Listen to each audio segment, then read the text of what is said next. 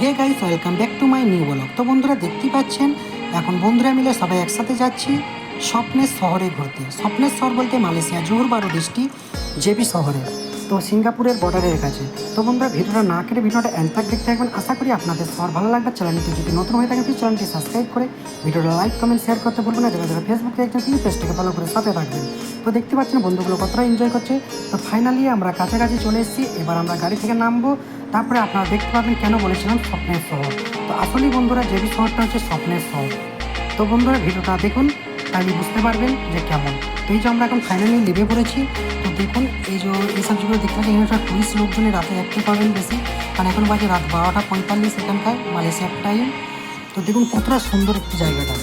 তো এই যে যেটা দেখতে পাচ্ছেন ড্রেনের মতো, যেটা এর মধ্যে বিভিন্ন রকম কালারিং মাছ দেখতে পাবেন।